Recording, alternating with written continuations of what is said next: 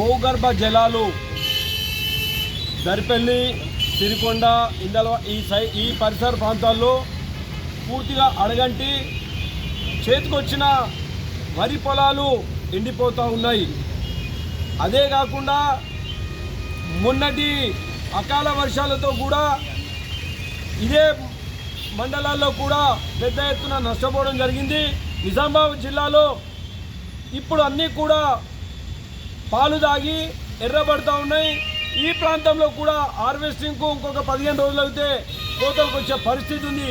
కానీ భూగర్భ జలాలు అడగంటడం వల్ల చేతికొచ్చిన పంటలు ఎండిపోవడం జరుగుతూ ఉంది. దానికి తోడు విద్యుత్తు కరెంటు సమస్య కారణంగా వాళ్ళు తెల్లందాక ఎందుకోసం అంటే తెల్లందాక మేము 12 గంటల నుంచి కరెంట్ ఇస్తున్నాం, 16 గంటలు 18 గంటలు కరెంట్ ఇస్తున్నామని చెప్తా ఉన్నారు. క్షేత్ర స్థాయిలో వెళ్ళి మేము తోటలోకి వెళ్ళి 12 గంటలకు 1 గంటకు వెళ్ళి 2 గంటలకు వెళ్ళి చూస్తే కరెంటు ఉండడం లేదు. నేనే నా తోటలోకి మొన్న నేను పారియడానికి 4 గంటలకు తోటలోకి వెళ్తే కరెంటు లేదు.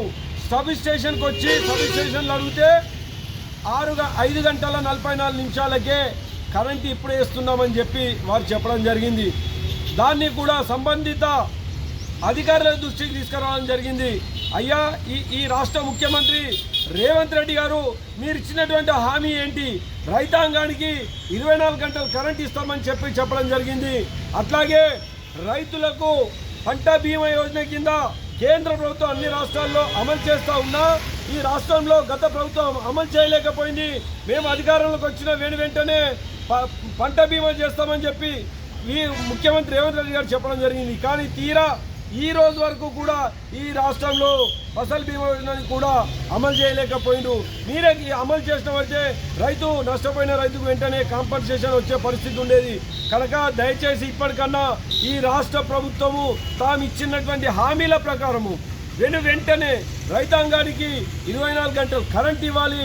నష్టపోయిన రైతులకు అకాల వర్షాలతో నష్టపోయిన రైతాంగానికి కానీ అట్లాగే భూగర్భ జలాలు అడగంటి ఎండిపోయిన రైతాంగానికి 1 ఎకరానికి 30,000 రూపాయలు నష్టపరిహారం చెల్లించాలని ఈ ప్రభుత్వాన్ని కోరుతూ అట్లాగే మీరు ఇచ్చినటువంటి హామీలు కూడా దయచేసి మా రైతాంగం తరఫున హామీలు కూడా నెరవేర్చాలని చెప్పి రాష్ట్ర ప్రభుత్వాన్ని కోరుతా ఉన్నాం.